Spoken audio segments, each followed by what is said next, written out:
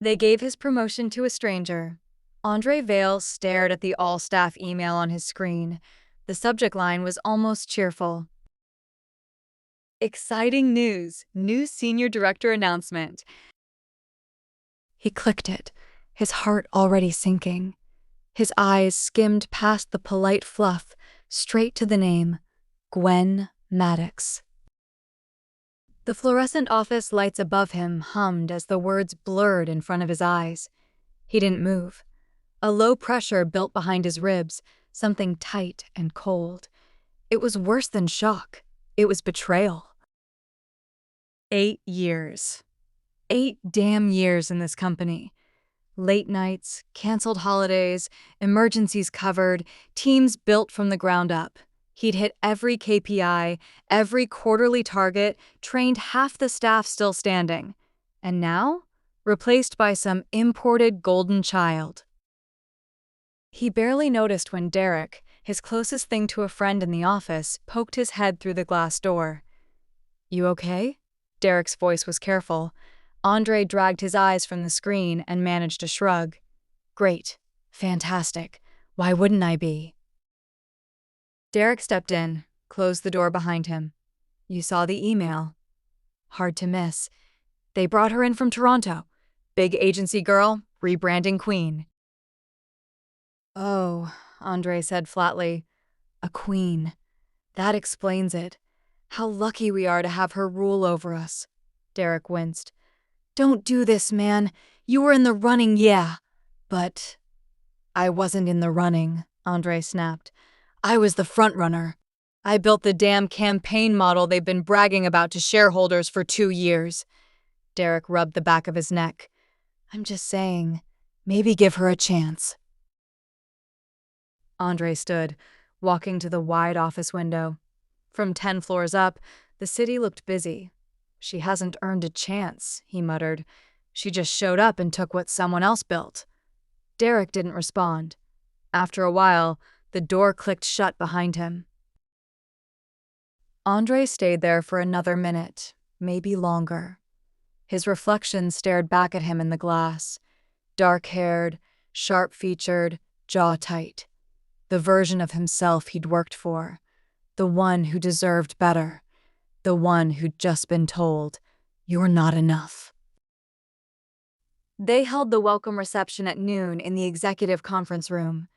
An absurd spread of catered croissants, fruit trays, and a champagne bar. HR called it light and festive. André called it a performance. He arrived late on purpose, just in time to hear the end of the department head's speech. And we're absolutely thrilled to welcome Gwen Maddox to the Hollister and Crane family. There was polite applause and the click of phone cameras. A sea of expectant faces parted just enough for André to see her. She stood near the center of the room, smiling with perfect teeth, eyes bright. Her dark auburn hair was pinned back in some elegant twist that said effortless power.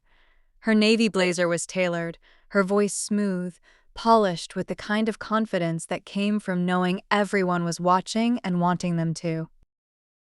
"Thank you," she said.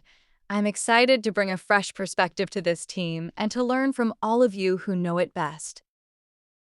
A humble lie, he thought. She's here to lead, not learn. Her gaze scanned the room and landed on him. He didn't smile, just tilted his head slightly. She held his stare. The moment stretched just a little too long before she looked away, accepting another handshake, another compliment. André turned and walked out without a word. Back in his office, he shut the door and sat heavily in his chair. A quiet knock came minutes later. He didn't answer, but the door opened anyway and she stepped inside. Up close, Gwen Maddox looked even more irritatingly perfect with her clear amber eyes and a faint hint of perfume that smelled expensive. "I'm Gwen," she said, offering a hand. "I wanted to introduce myself personally." "I read the email," André replied, not standing. Then her hand dropped. "Right, of course." She didn't leave. Instead, she studied him, sizing him up. "You're André Vale," she said. "You ran point on the Next Step campaign. Impressive work." He smiled thinly. "Glad you did your homework." "I do when I'm stepping into someone else's territory." His smile didn't falter, but the chill behind it deepened. "So you know it's my territory." Gwen tilted her head slightly. "That depends, doesn't it, on how territorial you plan to be." Her voice was pleasant, but her tone wasn't. He stood, finally, just to stop feeling like she was above him. "You're not going to last," he said calmly. "Not because you're not smart or talented, but because you weren't built for this place. You weren't built for us." Gwen didn't blink. Maybe I'm exactly what this place needs. Their eyes locked again, neither willing to back down. She turned first. "I guess we'll see," she said, walking to the door. "I'll be watching your work closely, Mr. Vale." "Likewise," André murmured. When she was gone, he sat again. Reached for the mug on his desk that had gone cold, just like everything else. By the end of her first day at Hollister and Crane, Gwen Maddox had shaken 37 hands, smiled 86 times, and counted at least 14 people who would rather she wasn't there. One of them, clearly, was André Vale. He hadn't even bothered to stand when she'd introduced herself. No handshake, no warmth, just ice and subtle condescension in a tailored suit. She'd studied men like him in business school, high-functioning gatekeepers, resentful, respected, and dangerous. She slipped into her new office and closed the door softly behind her. The glass was spotless, the skyline crisp outside, the desk unnaturally clean. On paper, this was a win. 6 figures, full creative control, her own team. A promotion worthy of the resume she'd carefully curated like a weapon. This was the job she'd been building toward for the last 10 years. So why did it feel like she'd just walked into a war zone? She sat down and opened her leather-bound notebook, flipping to a blank page. At the top, she wrote in neat, looping letters, Day 1. Underneath, she listed office, beautiful, view, perfect, staff, guarded, André Vale, hostile AF. She smiled a little at that one. Writing it made it easier to process. She'd learned long ago that processing with emotion in a boardroom was fatal. Her notebook was her confessional, her therapist, and sometimes her battlefield map. She tapped her pen on the page, remembering the way André had looked at her, not just with resentment, but with challenge. Like she was a riddle he intended to solve and bury at the same time. It didn't surprise her. Men like him rarely liked women like her. Still, it stung a little. He hadn't even tried to hide it. Later, as the building emptied out and the lights dimmed to their automatic nighttime glow, Gwen was still in her office. Her shoes were off, her jacket draped over the chair, and her laptop open with 4 tabs too many blinking back at her. She was reviewing a set of campaign performance reports when a spreadsheet cell didn't align with the rest. Her eyes narrowed. Marketing return on investment, Q3 versus Q4. Someone had edited this file recently. There was a revision marker. Odd timing. And the numbers didn't quite match the executive summary she'd been given earlier in the day. She double-checked and again. The discrepancy was small, but enough that if she hadn't caught it, she would have cited false metrics in her Friday presentation. Her fingers paused on the keyboard. Could it have been a mistake? She clicked the file history. A. Vale, last modified. Gwen leaned back in her chair, the tension that had been sitting at the base of her spine coiling a little tighter. It could have been an accident, but something told her otherwise. She didn't like suspicion. It clouded her thinking, but she hadn't made it this far by ignoring red flags, and André Vale had come off less like a disappointed employee and more like a man laying groundwork for something. She flipped back a few pages in her notebook, added under the André line, maybe testing me, or trying to sink me. Watch closely. She closed the book and stood. The floor was nearly empty now, just a handful of glowing monitors and the distant hum of the janitorial crew waxing the marble tile. Gwen stepped into the hallway and glanced left. Andre's office light was off. Of course it was. He'd left the reception early, a quiet withdrawal. She started walking toward the elevator, her heels echoing down the corridor. A part of her burned with irritation. She'd dealt with worse. But this was her first day, and she'd already been marked. Fine. If Andre Vale wanted to test her, he'd find she didn't crack. She'd been underestimated before, and every time, it made her sharper. The worst part about Gwen Maddox wasn't her resume, or the fact that she walked into his department like she owned the goddamn building Andre thought. No, the worst part was that she wasn't failing. 3 days in, and she'd already charmed half the staff, reorganized the campaign team structure, and proposed a budget restructure that the CFO was apparently thrilled about. Andre watched her from his office, arms folded. She was out there laughing with the copy team, leaning against someone's desk like she was born in this building. He clicked open the shared project drive and selected the folder for Monday's pitch meeting, the one she was leading. Inside was a slide deck she'd been updating. Smart layout, clean branding, and good messaging. He selected slide 12, the market comparison data, and swapped the Q2 numbers for last year's instead of this year's. It was subtle, just enough to cause confusion when the client asked about projections. He closed the file, leaned back, and let the small satisfaction wash over him. She wanted to lead? Let her lead herself straight into a hole. He was halfway through reviewing Q4 assets when he heard a knock at his office door. Clara, a quiet, smart girl from the junior marketing team. Always early, always polite. She hovered in the doorway like someone afraid to interrupt. "Hey, Mr. Vale. Sorry, Andre. Do you have a second?" He glanced at the clock. "Make it quick." She stepped inside, clutching a notepad to her chest. "I was doing a final review on the pitch point deck, just cross-checking numbers since I worked on that report last quarter." He raised an eyebrow. "Okay. It's just, I think slide 12 might have the wrong Q2 stats, unless there was a reason to use last year's." Andre looked at her. She wasn't exactly accusing, but there was something sharper in her tone than usual. He tapped his pen against his desk. "I'm sure Gwen's double-checked everything," he said lightly. "Probably just a placeholder." Clara hesitated. "Right. Okay. Just thought I'd mention it."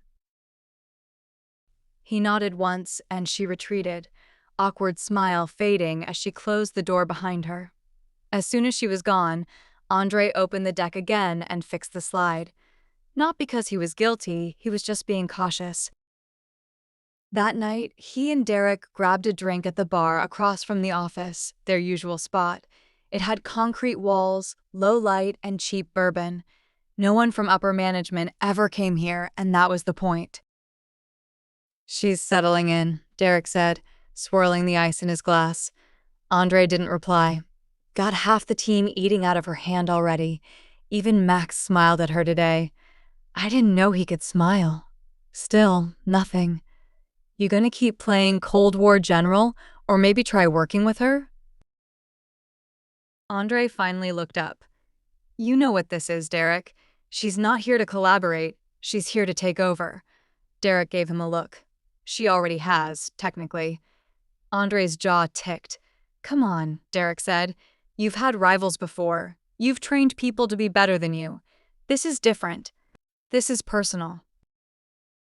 Andre downed the rest of his drink. "She took my job." "She was offered your job. There's a big difference." Andre didn't answer. Derek leaned in. "Look, man, if you really think she's a threat, handle it clean. But if you're just pissed because she's got better cheekbones than you..." Andre glared. Derek grinned. "I'm just saying, she's sharp. She's even dangerous, but not in a bad way. Might be worth learning a thing or two." "I don't need to learn anything from Gwen Maddox."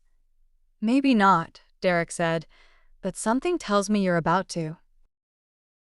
The numbers had changed again. Gwen stared at slide 12 of the deck on her screen, her index finger hovering just above her touchpad. She'd reviewed it the night before, twice, and she knew the quarter two figures had been accurate. Clara had even cross-checked them with last quarter's report. Gwen had corrected them herself. Now they were wrong. Again. She inhaled slowly, letting the silence of her office settle around her. Outside her glass wall, the open-plan floor buzzed faintly with keyboard taps and distant printer whirs. Andre's office was across the hall, the blinds drawn. Of course they are. It was too subtle to be called sabotage outright and not enough to accuse. Just tampering. It was also deliberate enough to make her look sloppy. Public enough to be noticed if she didn't catch it, and she had. Barely. Again. She clicked undo changes, saved the clean version, and shut her laptop. So Andre Vale wanted to play games. She could play, but she wouldn't stoop. She wasn't interested in a mud fight, not when she could win on higher ground. She just had to stay ahead of him, outthink him, and outperform him. She'd done it before. In the elevator that afternoon, Gwen rode down with Bryn West, the ever-composed head of HR, who smelled faintly of roses and carried a folder under her arm. "You settling in?" Bryn asked with a pleasant smile. "As well as anyone can when the air's full of knives." Bryn raised a perfectly manicured brow. "Office culture has its quirks. You'll find your rhythm." "I'm trying," Gwen said, then added with a faint smile, "though not everyone is interested in a duet." Bryn's gaze sharpened just a touch, not unkindly, but like she was recording that line for later. "If you're having trouble with Andre Vale," Bryn said, "my door is always open." Gwen nodded. "Appreciate that." She didn't plan on using it yet, but it told her something. HR already knew, and if Bryn knew, other people probably did too, which meant Andre's campaign of subtle sabotage wasn't quite as invisible as he thought. He wants to see if I'll break, Gwen thought. She almost smiled as the elevator opened. Let's see how he likes it when I start keeping score. That evening, she met with Clara near the break room, where Clara was scribbling notes on her tablet and looking overworked in a charmingly chaotic way. "Hey," Gwen said, stepping into the warm light of the kitchenette. "Mind if I bother you for a second?" Clara blinked up. "Oh, no. I mean, yes. I mean, not a bother. What's up?" Gwen sat across from her. "I just wanted to say thank you for flagging the quarter two error yesterday. If you hadn't caught it, it would have looked bad." Clara flushed. "I wasn't sure if I should say something." "You should always say something," Gwen said firmly. "No one gets promoted for staying quiet." Clara smiled nervously. "Thanks. That means a lot." Gwen studied her for a moment. "How long have you been on Andre's team?" 3 years. "And?" Clara hesitated, then carefully said, "He's intense, brilliant, but you don't really cross him. People try to stay out of his way." Gwen nodded slowly. "What about now?" Clara looked confused. Gwen leaned forward, resting her elbows on the table. "Are people trying to stay out of my way? Or his?" Clara looked down, chewing her lip. "Both," she whispered. Gwen sat back and exhaled, then offered Clara a more relaxed smile. "Then I guess we'll both have to change that." She stood. "Oh," she added, turning back.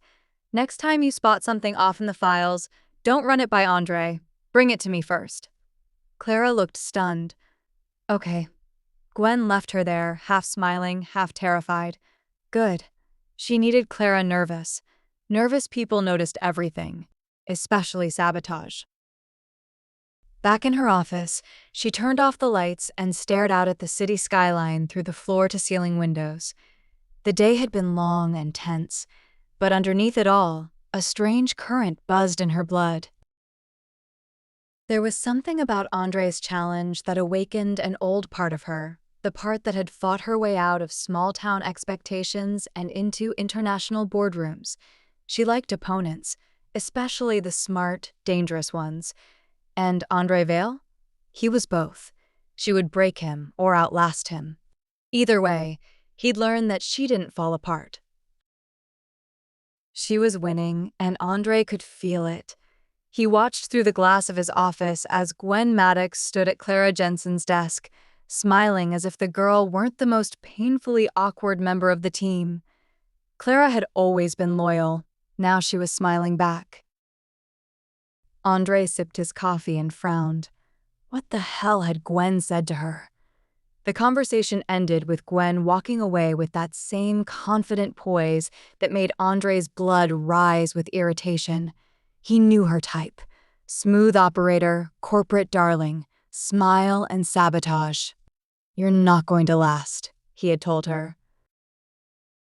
And yet, here she was, holding court in his department, winning converts like a queen. He set his mug down harder than he meant to. He found Derek in the break room 10 minutes later, casually loading a sleeve of pods into the espresso machine. "Do you ever actually work, or just hover until someone makes coffee first?" Derek grinned. "I delegate. It's part of being a leader." André opened the mini fridge, grabbed a water bottle, and said, "What do you know about Gwen and Clara?" Derek raised an eyebrow. "Gwen's mentoring her, I think." "Why?" "She's been sniffing around Clara a lot. That doesn't happen by accident." "Maybe she just sees potential, or maybe she's building pawns." Derek leaned back against the counter, arms crossed. Derek let out a low whistle. "You think she's running espionage ops through a junior associate now?" "She's not stupid," André said tightly. "She knows she's walking a tightrope. Winning the staff over is the only way she keeps her grip."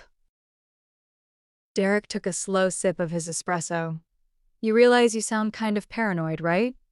"I'm not paranoid," André muttered. "You're watching her like she's planning a coup." "She is." Derek laughed. "So, what are you going to do? Start interrogating your team? Turn off file access for everyone under 30? André didn't smile, because he was going to do something, and it started with Clara. That afternoon, he pulled Clara into his office. She arrived looking pale, wide-eyed, hugging her tablet like it might protect her. "Relax," he said coolly. "Just a quick check-in." She nodded too fast. "I've noticed you've been working closely with Gwen." Her voice was barely above a whisper. "She's mentoring me, kind of. She asked me to sit in on the pitch planning meetings." André nodded slowly, fingers steepled beneath his chin. "And are you finding that helpful?" "Yes. I mean, she's smart and she listens." "She listens," he repeated, tone unreadable. Clara shifted. "She asked me to bring feedback directly to her instead of routing it through you." André's brows lifted. "Interesting. I just thought I should tell you," she rushed. "I didn't want it to seem like I was going behind your back." "It's fine," he said, interrupting her. He leaned forward. "I appreciate your honesty.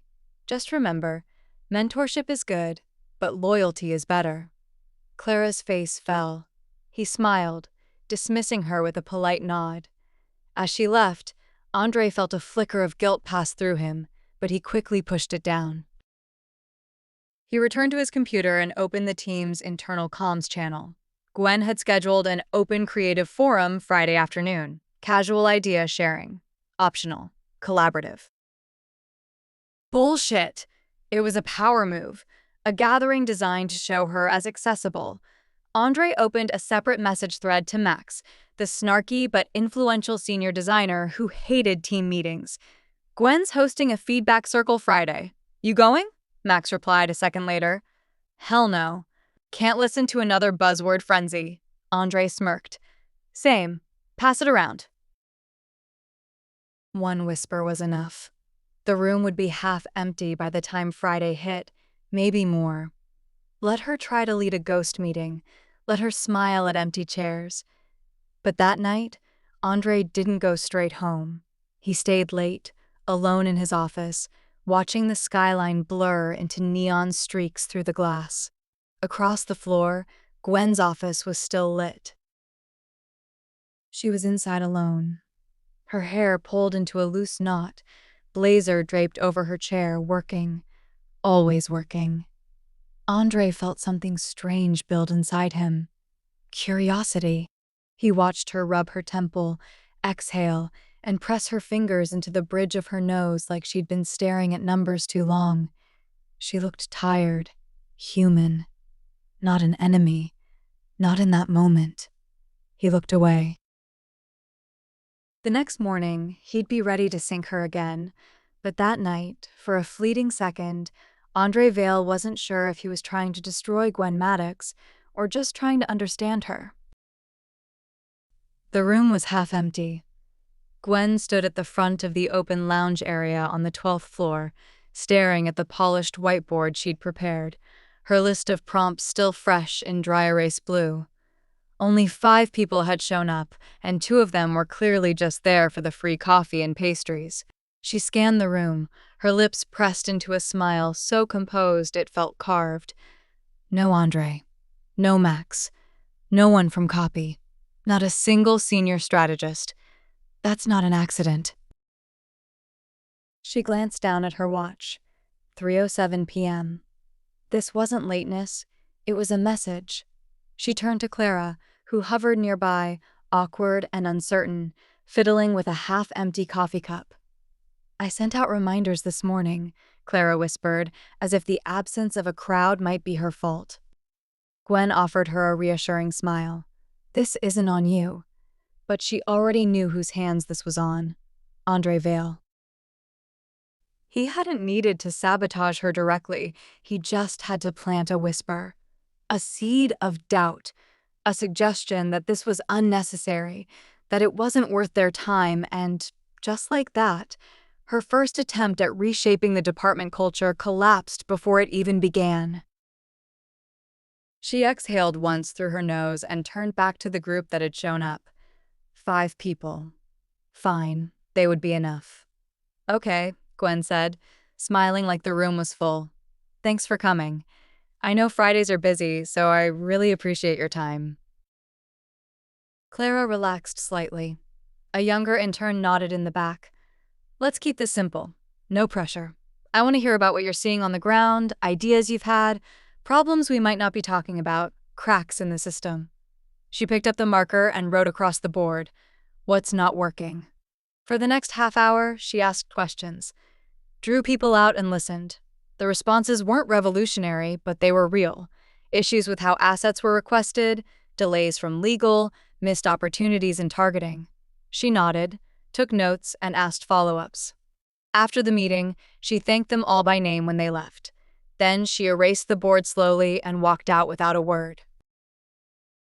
That night, she stayed later than usual. She worked in silence, reviewing campaign feedback, rewriting part of her Q4 proposal. Across the hallway, André's lights were on. Of course they were. Let him watch her work. Let him wonder why she wasn't angry. Because she wasn't. She was calculating. Just before 7 p.m., she printed a single sheet of paper and walked it across the floor to André's office. She knocked once and opened the door before he answered. He looked up, clearly annoyed, then blinked when he saw her. Maddox. She handed him the paper, a simple document titled Staff Feedback, Friday Creative Forum Summary. He took it, glanced at it, then raised an eyebrow. "I thought no one showed." She smiled. "I only needed the right ones." She turned and left before he could speak again. André stared after her, then down at the paper in his hand. A single page with bullet points. Direct insights, clear themes, and a clean format. Damn it. He set it down on his desk and frowned. He'd emptied her room, and she turned it into a power play anyway. That's when he saw it as a talent, and it unsettled him more than he cared to admit. Back in her apartment that night, Gwen slipped off her heels and poured herself a glass of wine. She pulled her hair loose and leaned against the kitchen counter, watching the city lights flicker through the window. Her shoulders were sore and her feet ached, but her smile was real this time. Let him plot. She had patience, and patience always beat power. She wasn't supposed to want more, not with him watching, when every move could be a misstep, but Clara Jensen had been quietly working on a concept for weeks, a full campaign mock-up. Visuals, copy structure, target segmentation. She worked on it in the early mornings, before the floor filled with footsteps and pressure. She saved it in a folder called Work in Progress Ignore, tucked behind generic labels no one looked twice at, and still she always looked over her shoulder before opening it. She'd seen what happened when people stood out. André Vale was a master of carving out silence, of freezing people with a glance, dismissing ideas with surgical precision, and Gwen Maddox? She was different, sharp in a way that made Clara sit up straighter. Clara didn't know who to trust yet, but today, she opened the folder during work hours. The idea was called Project Ember, a campaign targeting dormant clients, companies who'd dropped off the radar in the last 18 months. Clara's pitch? Light the fire again. New offers. Personalized outreach. Reignite what had gone cold. She knew it was good. She just didn't know what to do with good, but she would soon. When Gwen walked into her apartment that night, the lights were already on. That was wrong. She never left them on. "Viv?" she called, dropping her keys onto the counter. A moment later, a voice called from the couch. "In here! You're out of wine!" Gwen sighed and toed off her heels. In here turned out to be a tangle of blankets, takeout containers, and her older sister with her hair in a messy bun, eyes red from crying or reruns. Gwen couldn't tell. Vivian Maddox had arrived. "I thought you weren't getting in until tomorrow." Viv shrugged beneath the throw blanket. "I needed to escape before I murdered Tyler with a salad fork." Charming. He told me my grief was performative after he moved out of our condo with my espresso machine. Gwen walked into the kitchen. "Want me to stab him for you? I'll do it. I've got the heels for it." Viv smirked. "You're my favorite." Gwen grabbed 2 glasses and a half-finished bottle of Pinot. "I started your Netflix profile for you," Viv said as Gwen handed her a glass. "Hope you like shows about women who snap and hide the bodies." "I live that reality daily." Vivian's eyes narrowed. "How bad is it?" Gwen hesitated, then sat beside her. "There's this guy at work. André Vale." Viv sipped. "And? He wanted the job I got. He's made it his personal mission to make sure I feel it." "Sabotage?" "Subtle, almost elegant. He knows how to needle without leaving fingerprints." Viv blinked slowly. "So, he's hot." Gwen nearly choked. "What?" "That sounds like a hot guy. Cold-blooded, competent, arrogant. Yeah, he's hot. He's insufferable." "Hot and insufferable? Classic combo. You'll marry him." Gwen rolled her eyes and took a long sip. "You're not helping. I'm distracting. Big sister's privilege." There was a silence between them, the comfortable kind that only came with blood. Viv's tone softened. "Seriously, are you okay?" Gwen didn't answer right away. "I'm tired," she admitted. "Tired of having to be 10 steps ahead just to keep from falling 2 behind." Vivian reached for her hand, squeezed it once. "Then let me help." "You being here is helping." Viv raised her glass. "To mutual survival." Gwen clinked hers against it, and for a moment, just a moment, the war outside her door faded. The Friday forum was supposed to humiliate her. That was the point. Empty seats, canceled RSVPs, radio silence. Let her stand in front of a half-dead room and feel exactly how disposable her leadership really was. But instead, she sent him a damn summary sheet. André stared at the single-page report on his desk. She'd taken the pathetic turnout and turned it into a clean, professional highlight reel, and now he was using it to adjust 2 timelines in his next pitch. Sabotage flipped into strategy. He hated that it was impressive. Clara avoided him most of the day. He caught glimpses of her hurrying to meetings, laughing nervously with Gwen in the corridor, always looking away a second too late when she passed his office. She was slipping, her loyalty was bleeding out. "You should always say something," Gwen had told her. André didn't know exactly what Gwen had offered the girl. Maybe mentorship, maybe attention, maybe just the one thing no one in this office had ever given Clara: validation. Whatever it was working, and André wasn't sure if he was more annoyed by losing her or by the fact that Gwen had noticed her first. At lunch, Derek leaned on his office doorframe and tossed a stress ball at him. André caught it one-handed without looking up. "She's not crumbling, you know," Derek said. "Who?" "Gwen." André dropped the ball onto his desk. "You think I haven't noticed?" "I think you're pretending not to." André sighed, sitting back in his chair. "She turns everything into a win," he muttered. "It's calculated." Derek smirked. "Sounds like someone you know." "That's different." "Is it?" André looked up, irritation sparking. "She's here because they brought her in over the people who earned their place. Don't romanticize her survival tactics. They're just that. Survival." "Still counts," Derek said, and shrugged. "Besides, admit it." "Admit what?" "That you're not just watching her because you're threatened." André stood, walking to the window. Outside, the city moved like clockwork, cars crawling and people moving through intersections.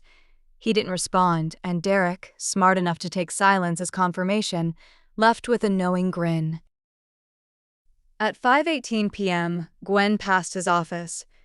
Just for a second, their eyes met through the glass, but she didn't smile. She didn't look away either. And André? He wasn't sure what he felt in that moment. Maybe recognition. Bryn West always scheduled her meetings after 6 p.m. That was when the building softened, when the power suits and polished smiles left, and the bones of the company creaked beneath the silence. The elevators slowed, the halls dimmed, and the real conversations began. She sipped her chamomile tea and glanced at the time. 6:02. Right on cue, there was a soft knock at her office door. "Come in," Bryn said smoothly. Gwen Maddox entered looking sharp despite the hour. She wore sleek black slacks, a soft silk blouse, and minimal jewelry. Her expression was neutral and unreadable. Bryn smiled warmly. "Thank you for making the time. I know your schedule's been loaded." Gwen sat, posture perfect. "Of course. Everything all right?" "Just to check in," Bryn said, folding her hands over the file on her desk. "I like to personally meet with new senior staff after their first couple of weeks. Keeps things transparent." Gwen nodded. "I appreciate that." There was a pause. "How are you adjusting?" Gwen's smile was polite. "Well, the team's talented. I've been focused on understanding the internal dynamics." "Any surprises?" Gwen blinked. "Nothing I didn't expect walking in from the outside," she said evenly. Bryn's smile widened. "You're diplomatic. That'll serve you well here." Another pause. Bryn opened the folder on her desk, blank paper inside, just for show, and looked down as if reviewing something meaningful. "I've noticed there's been friction between you and André Vale." A stillness settled into the room. "I'd call it resistance," Gwen said. "He's not subtle about it, but he hasn't crossed any lines." "Yet," Bryn said softly. Gwen's tone remained neutral. "I know how to navigate difficult men, Bryn." Bryn looked up. "I'm sure you do." "Still, when high performers clash, it tends to ripple. I'd like to avoid unnecessary waves." Gwen leaned forward slightly. "Should I take that as a warning?" Bryn's voice didn't rise. "Take it however you like." Silence stretched between them, then Bryn softened her tone. "Let me be clear. You're making a strong impression, but impressions fade if you lose control of the narrative. André has history here. Deep roots." "I don't plan to pull them up," Gwen said. Bryn tilted her head. But you're not afraid to prune him if he gets in your way. Another pause. No, Gwen said calmly. I'm not. Bryn studied her with sharp eyes, her mouth unreadable, and then slowly closed the folder. Then we understand each other. Gwen stood. Was that all? For now. Bryn sipped her tea again as the door shut behind her. Her mind was already moving. She'd seen power before. Men who played loud. Women who played nice. Those were easy to map, easy to manage. But Gwen Maddox? She played quiet, and Bryn didn't trust quiet, especially when paired with fire. She waited until the office floor had mostly cleared. The after-hours hum was softer than the usual chaos, just low conversation from late stairs, the occasional printer spooling in the distance, a janitor's cart rolling past. Gwen stood outside André Vale's office, eyes fixed on the door. This wasn't strategy anymore. It was clarity. She knocked once. "Come in," came the clipped voice. She opened the door and stepped inside. André was behind his desk, sleeves rolled up, posture casual, but his eyes were sharp the second he saw her. "Gwen," he said slowly, "to what do I owe the pleasure?" She closed the door behind her. "I just had a meeting with HR." He raised an eyebrow. "That sounds bad." Bryn asked about us. He leaned back slightly in his chair, unreadable. "And what did you tell her?" Gwen stepped closer, arms crossed. "I told her the truth, that you've been resisting every decision I've made, undermining when you think no one notices and turning people against me." He didn't respond right away. His eyes never left hers. Then he said, "If I'd wanted you gone, you'd already be gone." Gwen blinked. "That's bold, even for you." André stood slowly, came around the desk so they were facing each other. "I'm not denying it," he said. "I haven't made things easy for you, but don't pretend you didn't come in swinging first. You walk in here from nowhere, take a job I earned." "You think I wanted to walk into a department already set to hate me?" she snapped, voice still low but sharpened with steel. "You think I didn't know from day one that the knives were out? You made sure I felt every single one." André's jaw flexed. "You were a threat." Gwen narrowed her eyes. "To what, André? Your job? Or your control?" "You don't get to control me," she said, softer now. "You can sabotage my files, you can whisper to the team, you can make rooms empty before I walk in, but I'm not going anywhere." For a long while, there was silence between them. André's eyes moved over her.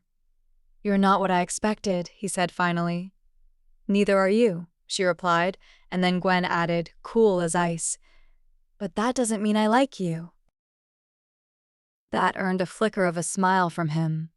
"Likewise," he said, but his voice was quieter now, rougher at the edges. Gwen stepped back first. She turned toward the door, every motion calculated control. She reached for the handle and paused, then looked over her shoulder. "If you want to keep testing me," she said, "make sure you're ready to lose." And then she left. She didn't look back, but she felt his stare all the way down the hallway. She found Clara in the back corner of the lounge, hunched over a tablet, earbuds in, surrounded by the protective barrier of her usual chaos, notebook, coffee cup, half-unwrapped granola bar. She looked like she was trying to disappear. Gwen stood across from her for a moment before Clara noticed. The instant their eyes met, Clara yanked her earbuds out and straightened up like she'd been caught watching something illegal. "Oh, sorry, I didn't hear you. I was just, listening to the Q4 client brief." Gwen smiled gently. "You weren't?" Clara flushed. "I was just tweaking something." Gwen nodded. "Walk with me." Clara blinked. "Right now?"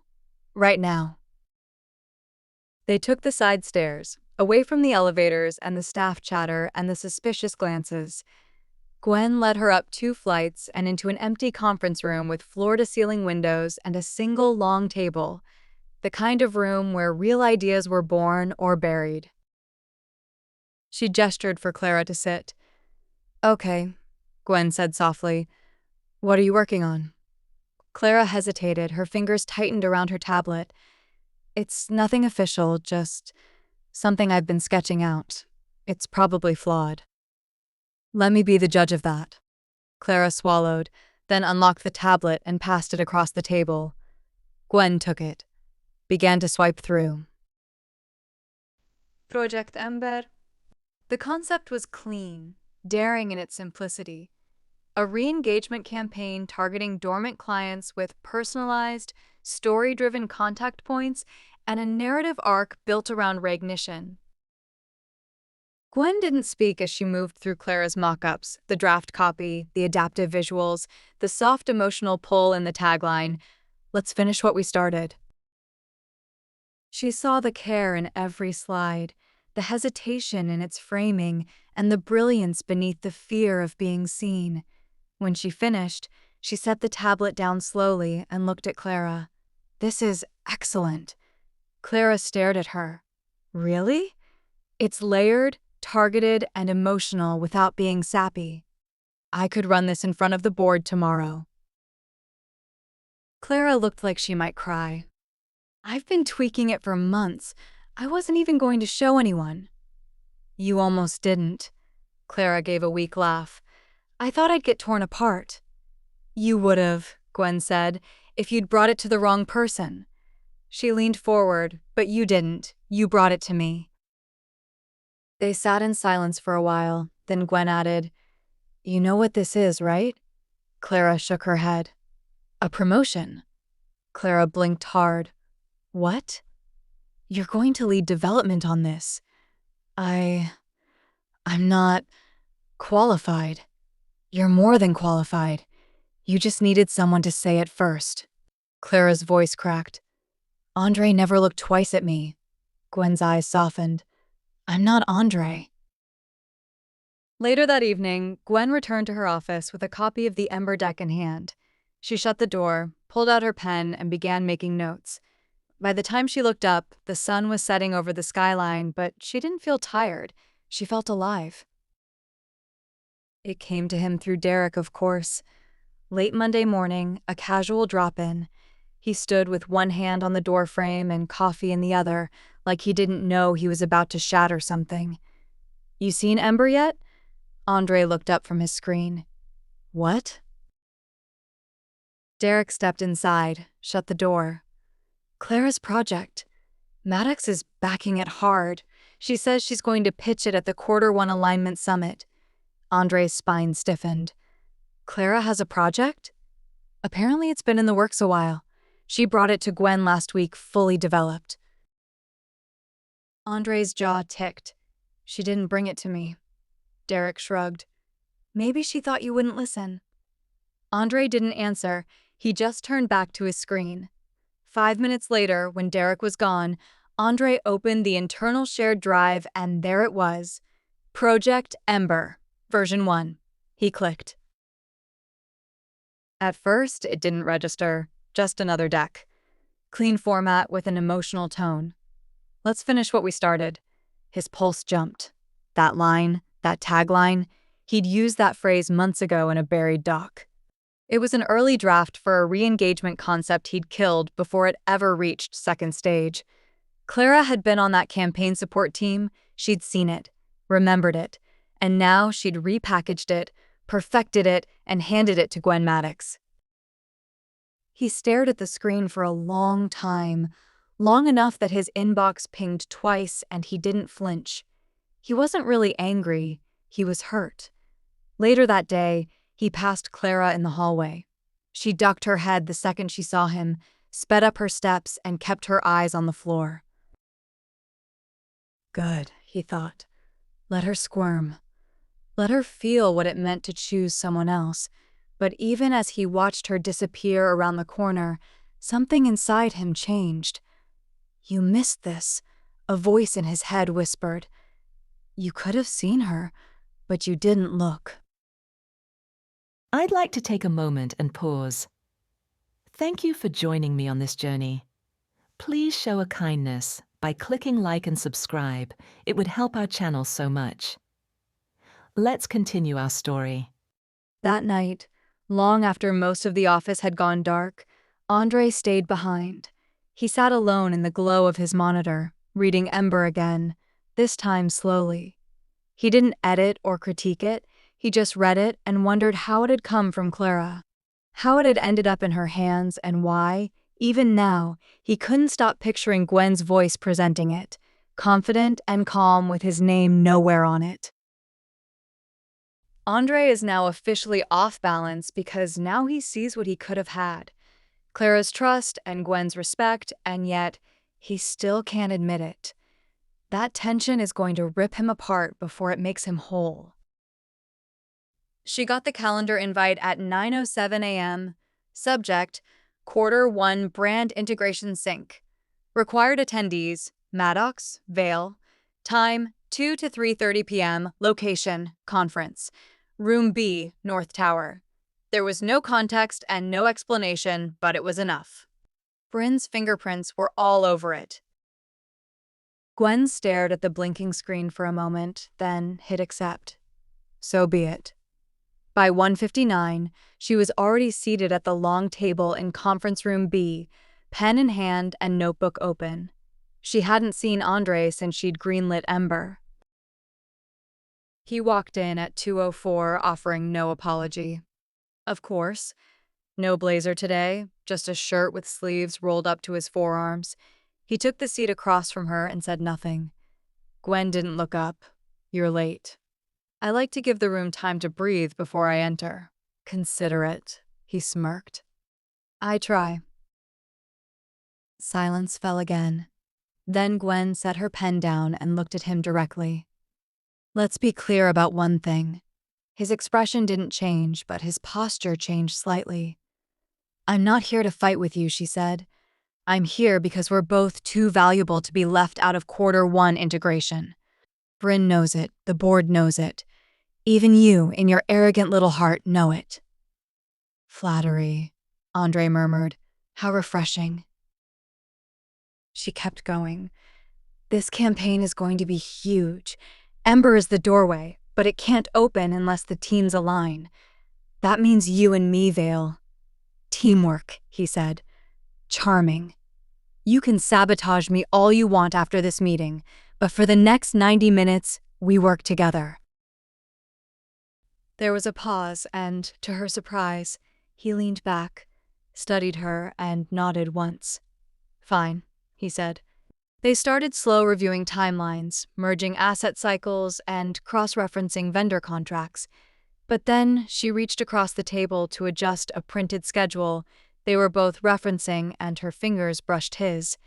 He didn't flinch, but he looked at her. The kind of look that could unravel someone if they weren't already unraveled. She held it, let the moment stretch, and looked back down. We're overlapping production windows, she said evenly. We'll need to consolidate vendor approvals. André's voice was quiet now. Lower. I'll handle it. Gwen nodded. I'm sending Clara to present Ember to leadership. She's ready. His jaw moved once. I know. You read it? I recognized pieces of it. Her eyes flicked to his. From where? He didn't answer right away. Then, it doesn't matter. It does. No, André said, voice tighter now, because I never built it. I thought about it, drafted it, and then buried it. You buried something that had potential. He looked up again, and for once, he didn't hide what was there. Frustration, jealousy, and self-loathing. And something else, something that made her spine stiffen and her chest tighten. Hunger. I didn't know Clara had it in her, he said. She did, Gwen replied softly. She just needed someone to see it. André leaned in slightly. And what about me? The question hit like a live wire between them. Gwen felt it in her breath, but she didn't move. She just said, You'll have to show me. André didn't think about her when he left the meeting. Not on the elevator ride down, or during the walk to his car, and not when he got home. He tossed his keys on the counter, poured himself a drink, and stared at the city through his window like he did every night. You'll have to show me. He opened his laptop. He had reports to finish, numbers to review, vendor contracts to finalize before Q1 launch. He needed to focus. That was all that mattered. Not her. But the numbers blurred, the spreadsheet flickered. His jaw ached, and he realized he was grinding his teeth. He got up, poured another drink, and sat back down. That still didn't help. You'll have to show me. Damn her. She knew what she was doing with that line. She had to, and even if she hadn't, the way she said it. André closed the laptop hard. The next morning, he arrived at the office early. Earlier than usual, a petty, invisible protest against the way she'd unsettled him. He ran performance reports, reviewed the Ember draft again. It was still clean, still brilliant. He knew he should be proud of Clara, and somewhere, deep down, maybe he was. But it still burned that Gwen had seen it first, that she'd seen everything before he had, including him. That was what bothered him the most, that she saw him. Even when she shouldn't, especially now. He made it through 3 meetings before the walls cracked. It was a small thing. He was reviewing campaign copy when someone knocked on his office door. It was Clara, clutching a folder to her chest like it might explode. "Hey," she said nervously, Do you have a second?" He nodded without looking up. She stepped in, sat down, and set the folder in front of him. "I wanted to thank you," she said. "For what?" "For not shutting Ember down. I know you saw the early version. The fact that you didn't kill it means a lot." André stared at her, then quietly said, "I almost did." Clara's smile faltered. "Oh." He looked away. Not because it was bad, because it reminded me of something I'd forgotten I was capable of. There was a long silence, then Clara stood. Gwen said, "Sometimes brilliance needs a second voice, not a louder one. Just a second." She left before he could respond. After that, André didn't try to work again. He just sat there looking at the closed door and wondering how long he could keep pretending this wasn't changing him. Vivian brought sushi and a bottle of overpriced wine. "I figured you needed a victory dinner," she said, kicking off her boots and dropping her purse like she owned the place. Gwen raised an eyebrow. "What makes you think I've won anything?" Viv held up a piece of sashimi with her chopsticks. "Word on the street is Clara Jensen has become your baby shark, and half the staff now actually makes eye contact with you." Gwen popped open the wine and poured herself a glass. "You have spies?" "I have ears. You should hear the way people talk about you in the cafe down the block. The ice queen with a jawline that could kill a man." Gwen snorted. "Lovely." "Also," Vivian added with a smug smile, "I saw André Vale on the street yesterday." That made Gwen pause, just slightly. "And?" Viv shrugged too casually. He looked pissed. That resting murder face of his was dialed up to 11 and his shirt was wrinkled, which tells me he's either spiraling or repressing the hell out of something. Gwen rolled her eyes. "He's always spiraling. That's his natural state." Viv leaned forward on the couch. "So be honest. What's going on between you two?" "Nothing." "Oh, good," Vivian said dryly. "You're lying." "I'm not." "You are. Your voice just went up half an octave and you're holding that wine glass like a hostage." Gwen set the glass down. Viv's eyes narrowed. "Gwen." "What do you want me to say?" she snapped. "That the man who tried to sabotage me for weeks suddenly has moments where he looks at me like I'm something worth considering? That I keep replaying a conversation where he barely touched my hand and it felt like a fuse lit under my skin?" Viv blinked once. Wow, that was poetic and concerning. Gwen sat back, annoyed with herself. "It doesn't matter," she muttered. "It can't matter." Viv quieted, then said softly, "You're allowed to feel things, even if they're inconvenient, even if they're wrong." Gwen didn't answer, because the truth was, she did feel something. Something that lived in the space between their arguments, in the pauses, the looks, the tension that never snapped. She hated that he got under her skin. But worse, she hated that he stayed there. Later, when Vivian had fallen asleep on the couch with an empty wine glass in hand, Gwen stood by the window, staring out at the city. The lights blurred slightly in her tired eyes. In the reflection, she saw herself, and behind her reflection, if she squinted hard enough, she could almost imagine him standing beside her, not saying a word, just watching like he always did. It started with a subject line. Ember, alignment required. The body of the email was short and efficient, very typical of Bryn. André and Gwen, you're both on point for Ember's internal rollout. Team sync on Wednesday. Please align comms, rollout materials, and leadership messaging. You two are the best we've got. Use it. B. André reread it 3 times before closing the laptop with more force than necessary. You two are the best we've got. It felt like a challenge.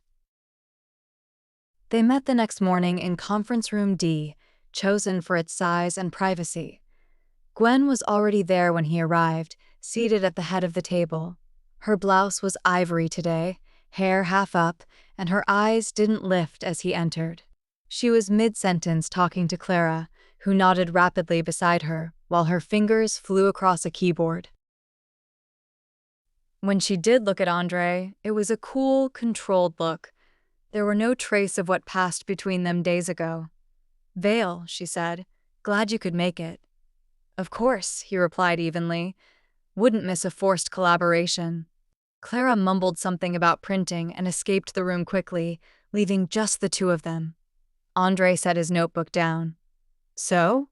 Roll out." Gwen flipped a folder toward him. "I've mapped out messaging phases, internal channels, and exec-level alignment." He scanned the sheet. "Looks good." "I know." She was so sure, so damn composed it drove him insane. "You're not worried we're moving too fast?" he asked. "No," she said. "Fast is the only way to stay ahead of the people waiting for us to fail." He looked up at that, and their eyes locked. Neither looked away. She tapped her pen once against the table. "I'm not letting this fall apart." There was something fierce beneath her words, a glint in her that made his chest tighten. "You'll have to show me," she'd said last time. Was this her showing him? Because if it was, he was seeing it.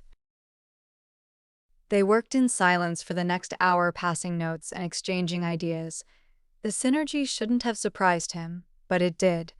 She anticipated things before he spoke them. He corrected things she hadn't noticed yet. Every time her fingers brushed a paper near his, he didn't flinch, but he felt it. It was like electricity humming in the bones. At one point, she leaned over to point at a line on his screen. Her perfume drifted across the space between them. Internally, he froze. She was too close to him. His mind shouldn't have noticed the curve of her neck, or the way her breath caught slightly as she read, or how easily his eyes could have followed the collar of her blouse to, no, focus. He moved his chair back just an inch. Of course Gwen noticed, but she didn't say anything. "You always tense up like that when someone gets too close?" she asked softly. He glanced up. "Only when they're trying to get inside my head." "Who says I haven't already?" That was it. That voice, low and teasing and dead serious all at once, shook him. She flirted like someone looking for leverage, and heaven help him, it worked. By the end of the session, the Ember rollout plan was done. André stood to leave first, but before he reached the door, Gwen said, "You work well under pressure, Vale." He turned. "So do you." She studied him. "Let's see what happens when the pressure stops. Let's see what happens when it's just us." Then she turned back to her screen like nothing had happened. André left the room knowing something had changed, something neither of them could take back. The auditorium was full. Coworkers packed shoulder to shoulder, creating a kind of pressure Gwen hadn't felt in years. She stood center stage with her shoulders back, her hand resting lightly on the podium. To her left stood André Vale. Behind them, in bold white letters typed over a backdrop, Project Ember glowed across the giant screen. Let's finish what we started. I want to thank everyone for being here, Gwen began, her voice smooth. Today's rollout marks the beginning of a new era in how we approach dormant accounts, reactivation targets, and client re-engagement, and it starts with a single principle. She turned slightly, meeting Andre's eyes without meaning to. Reignition. Andre stepped forward without missing a beat. Our teams have spent weeks refining this initiative, he said, his voice low but commanding. It's data-driven, creatively agile, and rooted in emotional relevance. Every asset is tailored and every message deliberate. Gwen watched him from the corner of her eye. She noticed his posture didn't betray his tension, how she could feel the heat of him even without touch. Slide after slide, they transitioned effortlessly.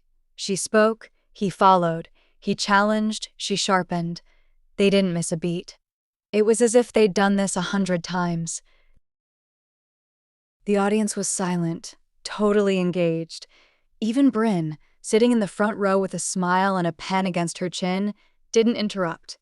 Clara sat off stage, her eyes wide, her hands clasped. This was working, she thought softly. Near the end, André paused on the final slide. At the closing statement, he turned toward Gwen, then spoke. I used to think momentum came from speed, he said slowly. From pushing, from control, but this campaign taught me something different. The room was silent.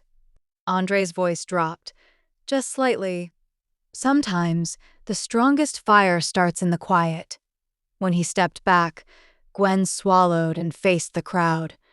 And once it starts, she said, her voice low, you can't put it out.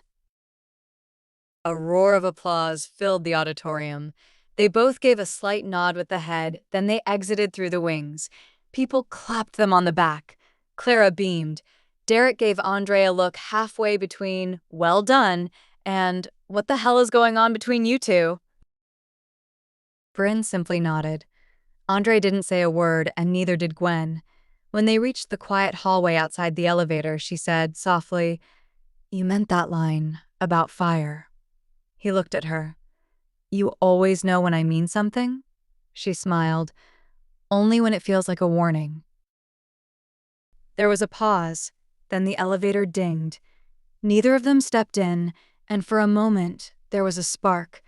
It felt like the world might stop turning, but the doors slid shut and the fire stayed lit. The applause had faded hours ago. The last compliment, the final handshake was all done, but the burn was still there. Andre sat alone in his apartment, a drink in his hand, looking out across the city. He'd changed into a hoodie and joggers like he usually does, just another night at home. His spreadsheets were closed, the inbox muted, and his brain was finally quiet. Except it wasn't quiet. He exhaled hard through his nose, her voice still echoed in his mind. The way she looked at him when she said it, like she wasn't just closing a presentation. You meant that line, she'd said backstage, and she'd been right, because he had meant it. Not about Ember, about her. He'd come home after the event with every intention of letting it go. He didn't even open his laptop, just grabbed a beer, sank into the couch, and turned on a replay of an old Premier League match he'd seen a dozen times. A signal to his brain. We're done now. Back to normal. But he didn't see the ball. He didn't track the score. He just kept seeing the way she looked under the stage lights, the faint flush in her cheeks when the room clapped, the way she hadn't moved when he paused mid-pitch, turned toward her instead of the audience like she wanted him to. He stood abruptly, set the bottle down, and walked to the kitchen. He poured water from the tap, letting it run longer than necessary. You're not thinking clearly. The presentation had gone well. They worked well together. That was all. It was just a professional high, the kind you got when two sharp people finally stopped fighting and did what they were good at, right? Except he felt off balance. He walked back to the couch and picked up his phone. His thumb hovered over her name and his messages. There were no drafts and no saved texts, but his finger stayed there anyway. Say something. Anything. He locked the screen instead, tossed the phone across the couch, and stared at the ceiling for a long time. It was nearly 9 p.m. when Gwen printed the final version of Clara's Ember pitch deck and made her way down the dim hallway toward the print suite. Most of the office was dark, that rare, honest kind of quiet where every sound mattered. Her heels clicked softly. A faint hum from the vending machine filled the air. She didn't expect anyone else to be here, which was why, when she turned the corner and nearly collided with André Vale with his sleeves rolled, tie undone, and eyes just as surprised as hers, she froze. They stood there for a second too long. Gwen's breath caught before she masked it. Didn't think anyone else was still in. André blinked once.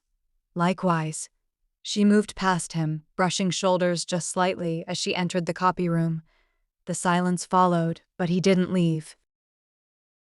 Instead, after a moment, he stepped inside, leaned against the opposite wall just watching her. The printer whirred to life behind her, spitting out the deck slide by slide, but her focus was elsewhere now.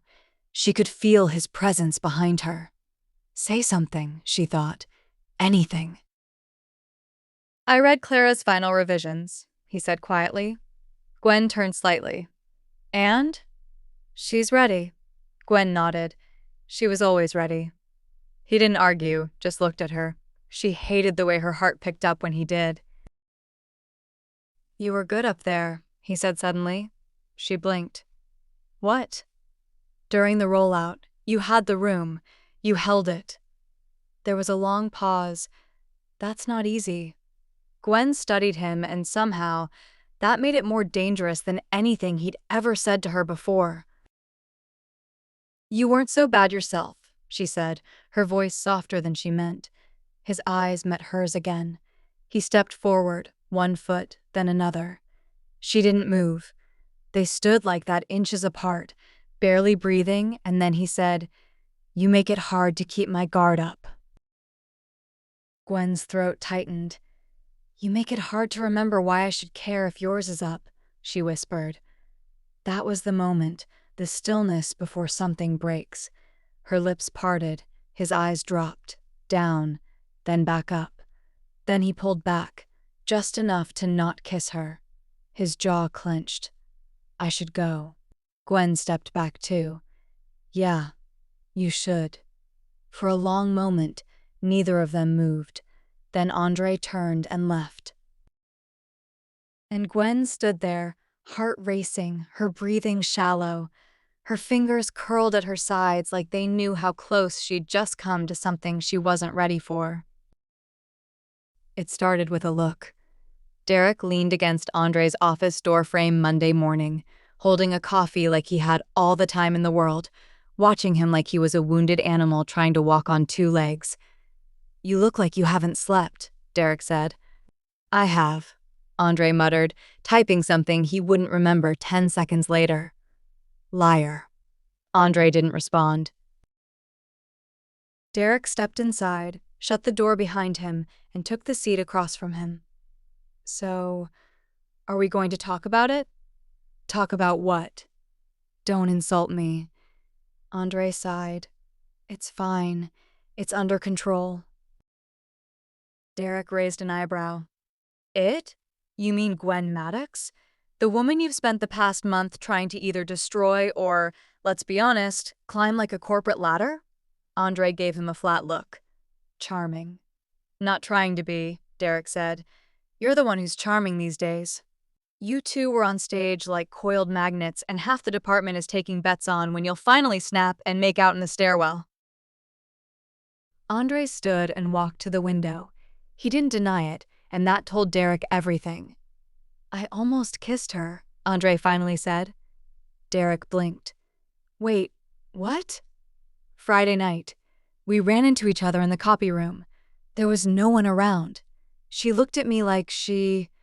He trailed off. Like she what? Andre's jaw tightened.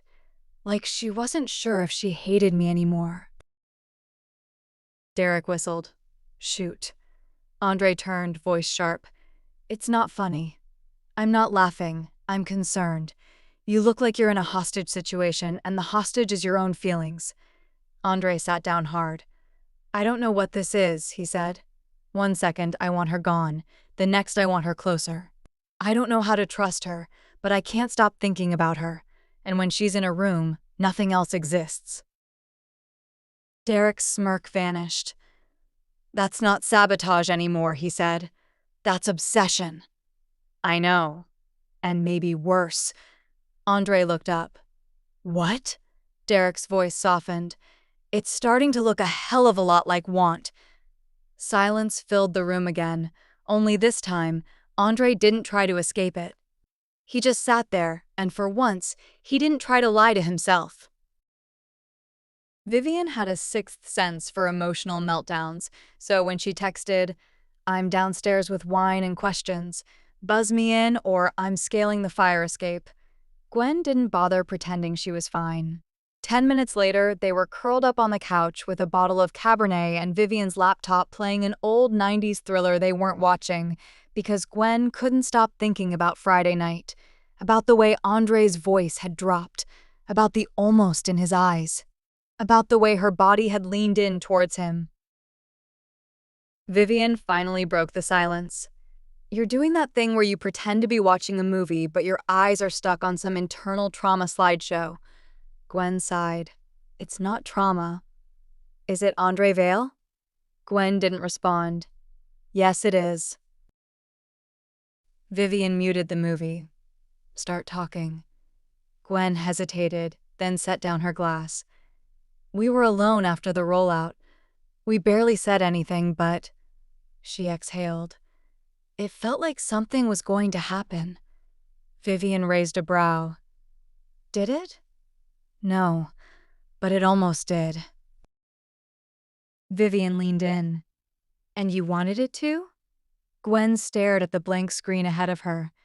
Yes, she said quietly. Heaven help me. Yes. Vivian blinked. Wow, that's the first time you've admitted that out loud. I know. Gwen leaned her head back against the couch. It's more than physical, she said. It's the way he looks at me now, like he sees past the defenses, past the titles, like I'm the only person in the room who doesn't bore him. Vivian sipped her wine. And does that scare you? No, Gwen whispered. What scares me is that I look at him the same way. They sat in silence for a while. Then Vivian said, So what are you going to do? Gwen shook her head. Nothing. We work together and I can't trust him. Not fully. Do you want to? Gwen didn't answer. Vivian nudged her knee. You know what this is, right? You're not at war with him anymore. I am, Gwen muttered. I just don't know if I'm trying to win or hoping he never stops fighting. Vivian gave a sad smile. That's the most romantic thing you've ever said. Later that night, Gwen lay in bed, staring at the ceiling when her phone buzzed. It was an email. Subject: Urgent, on-site pitch support needed. Bryn West. Gwen, I need you and Andre to travel to Boston this week for the Rothman Industries pitch.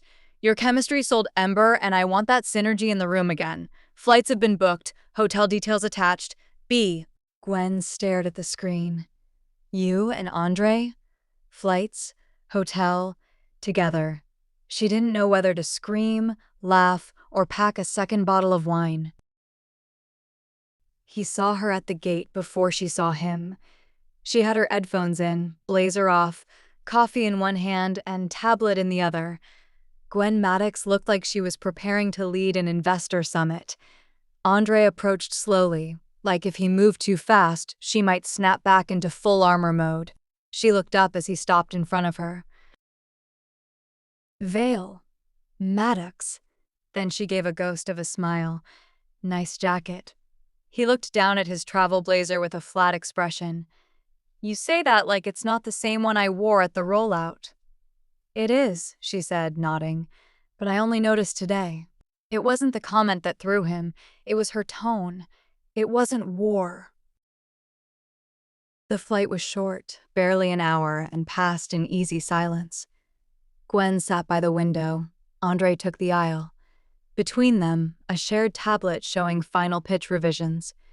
Occasionally, her hand brushed his as she passed the device back. He didn't flinch, and neither did she. When they landed, a car was waiting to take them to the hotel downtown.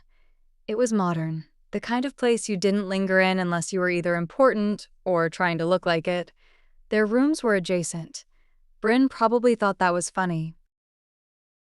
Gwen unlocked her door first, paused, then turned. You hungry? André blinked. What? There's a tapas place downstairs, and I know if I stay in this room, I'll be rewriting slides until 2 a.m. You're inviting me to dinner? I'm inviting you to not work. She raised a brow. You can eat in guilty silence or come talk shop over overpriced patatas bravas. Your call. André stared at her for a moment too long, then said, Let's go. The restaurant was dim and warm, with low laughter and wine glasses clinking. They sat in a quiet corner booth. Their conversation flowed. It was lighter, nothing like it used to be. They talked about Ember, the pitch, Clara's transformation, Derek's conspiracy theory that Bryn had bugged the office espresso machine. They talked like two people who didn't hate each other, and that was more terrifying than rage, because André found himself enjoying her laugh. Gwen let herself look at him when he wasn't watching. His eyes were softer, his posture relaxed. Sipping sangria like this wasn't the man who once tried to burn her out of the department. By dessert, she said something that caught him off guard. I'm glad it's you tomorrow. André looked up. What do you mean? Beside me, in the pitch. He paused. You challenge me and you never let me slip. André's voice dropped. You don't slip. She smiled a small smile. Not with you watching, no. He felt that old, familiar wall rising and falling just as fast because the feeling he had, he no longer wanted to deny. Rothman Industries' executive board sat in a line of tailored suits, poised and unreadable. The kind of audience that didn't clap or smile. They watched and judged. But Gwen didn't falter. Not with André beside her. She didn't glance at him even though she could feel him, the low timbre of his voice as he took the stage beside her, the steady rhythm of his pacing, the unflinching way he passed the pitch baton back to her like they'd been doing this for years. There was no tension when she spoke. He followed. He pivoted and she adapted. They were flawless, and when she hit the final slide, she felt it land. Ember. Let's finish what we started. This time, the words weren't just for the campaign. The room was silent when they ended. Then, a nod and a few raised eyebrows, and finally, the Rothman director leaned forward and said, This is the best pitch we've seen this quarter. Gwen felt her chest rise. André said thank you. They shook hands, and just like that, it was done. A clean, magnetic win. Outside the boardroom, she let the breath out of her chest. André stood beside her, hands in his pockets, watching her with that quiet, unreadable look. She turned to him. We killed it. We did.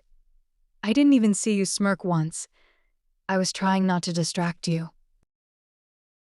They laughed, and in that damn hallway, after a week of tension and tequila-toned warmth, she felt the control snap. André saw it too because he stepped in very close and she didn't step back. His voice was low, rough. Are you going to pretend you don't want this? No, she whispered. Good. Then he kissed her.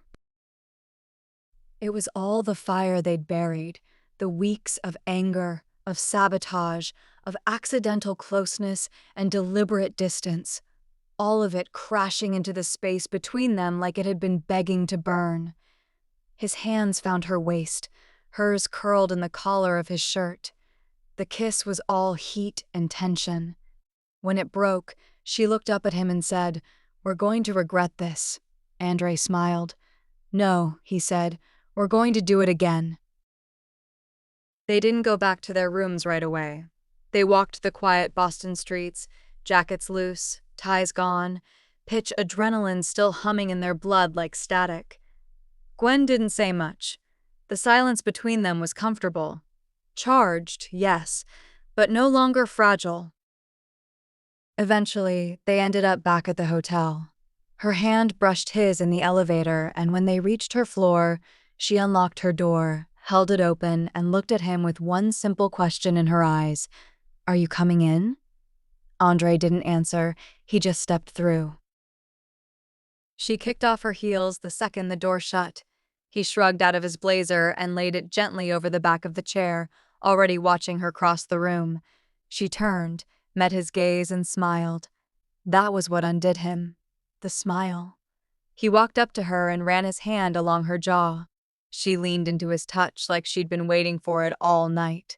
When he kissed her again, it was slower and deeper. Her fingers threaded into his hair as she pulled him down. The bed caught them a moment later, all limbs and laughter and the sound of breathless relief. Later, she slept tucked into the hotel sheets, one arm flung across his chest, lips parted slightly in her sleep. André lay awake beside her, one hand behind his head, staring at the ceiling. He turned, slowly, watching the rise and fall of her breath. She looked so different sleeping, softer around the mouth, more vulnerable than he'd ever seen her, and somehow, still, just as strong. He didn't touch her. He just looked and felt something inside him settle. Monday morning came with too many emails and not enough coffee.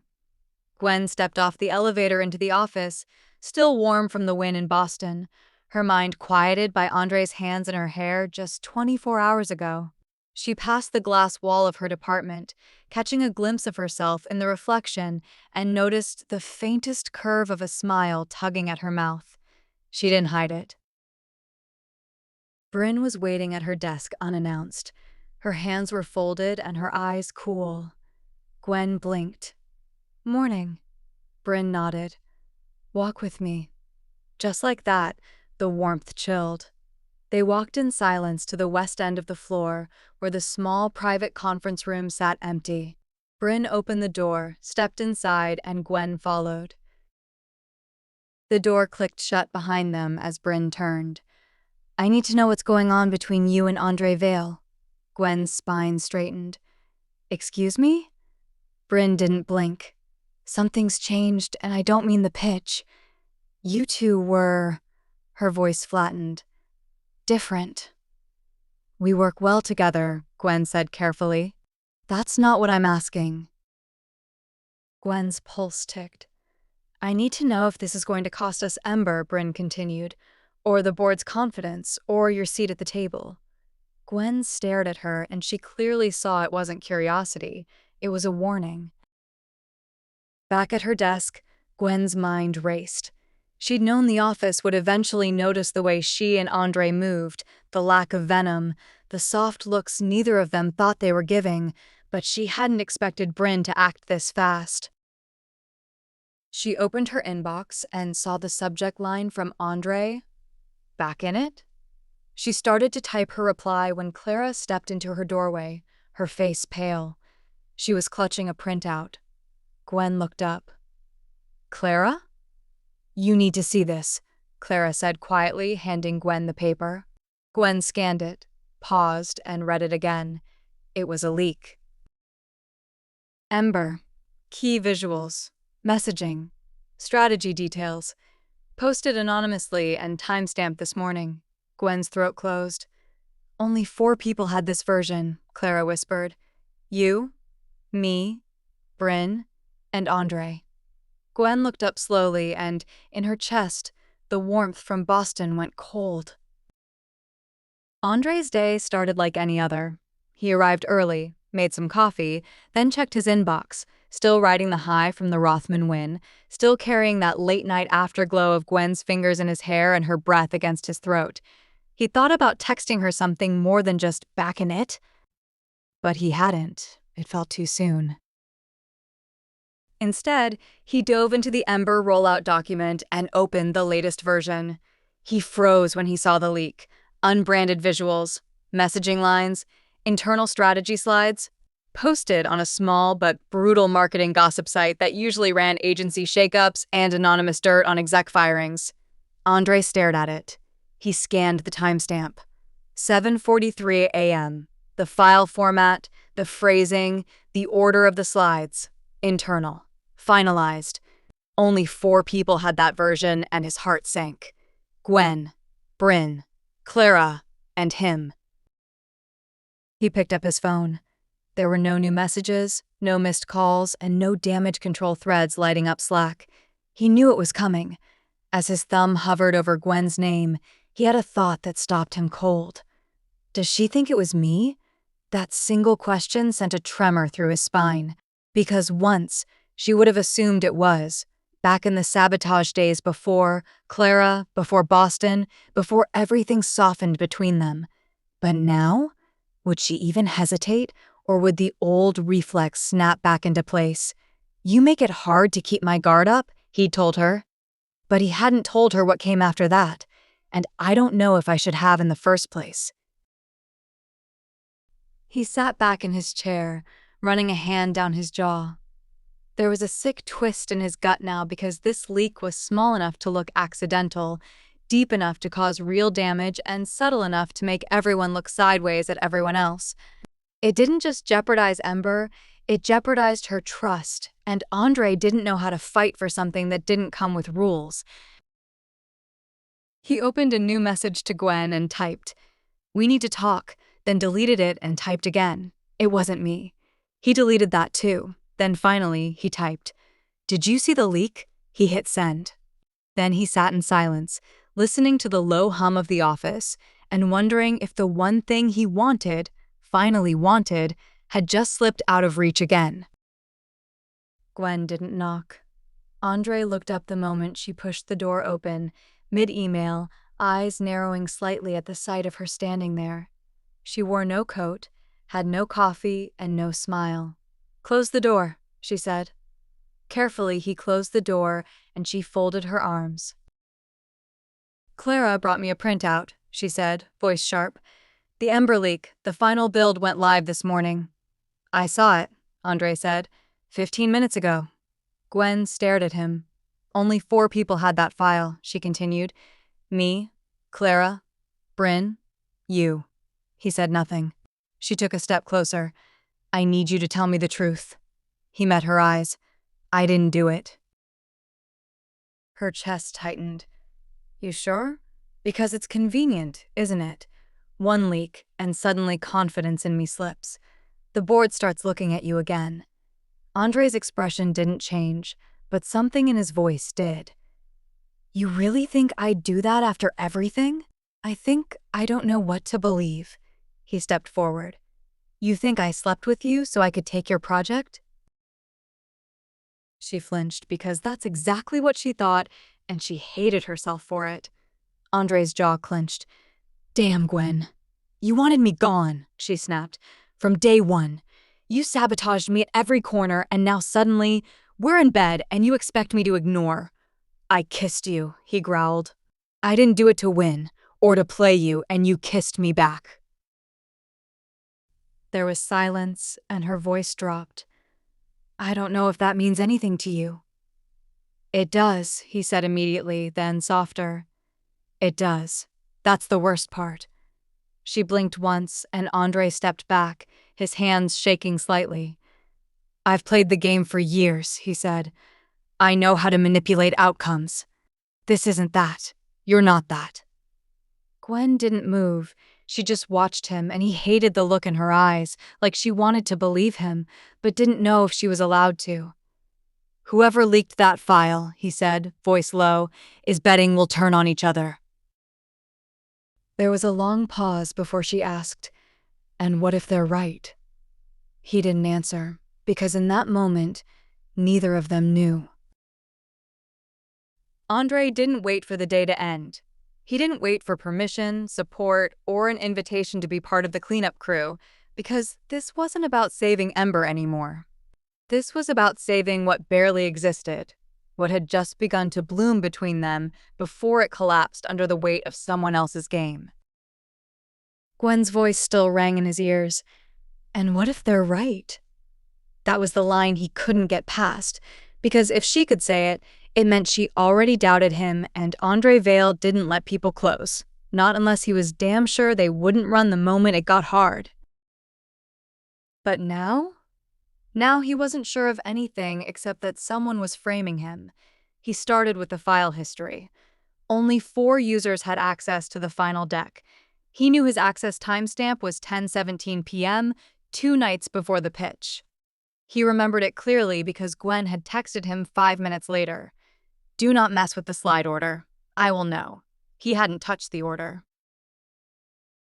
He opened the logs. Clara, Gwen, him, and Bryn. Bryn had accessed it, but something was wrong. Her timestamp was earlier than his, which was to be expected, but her device log had something strange. External sync triggered. Unsecured preview mode. That shouldn't happen, not without a link being shared or a file being copied off network. He narrowed his eyes.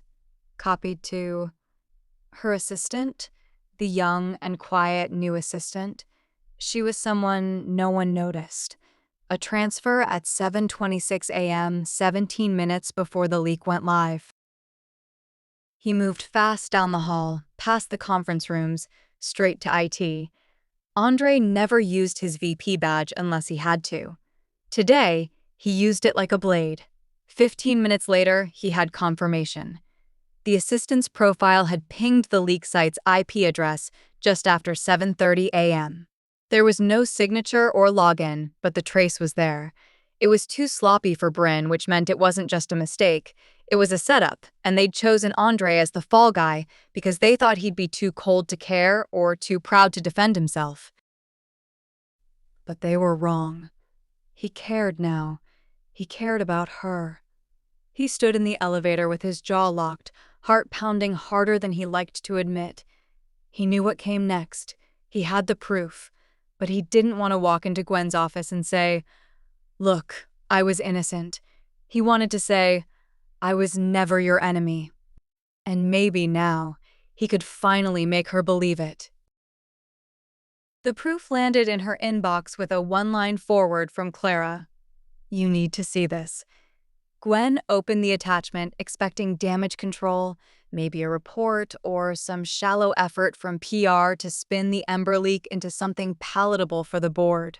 She didn't expect the access logs, she didn't expect the flagged IP trace, and she definitely didn't expect to see Bryn's assistant's ID tied to the leak's timestamp. She stared at the screen as it loaded, twice, 3 times. Every detail lined up. The file version was the one André accessed, but the share didn't come from him. It came from an unsecured sync request tied to Bryn's assistant's machine sent 17 minutes before the leak went live. And André? No outbound data, no share trail. Just his usual late-night access and a clean logout. She sat back in her chair, her heartbeat slow, then fast. He hadn't done it, he never did, and she'd confronted him anyway. "You wanted me gone." "You sure? Because it's convenient, isn't it?" "Did you use me?"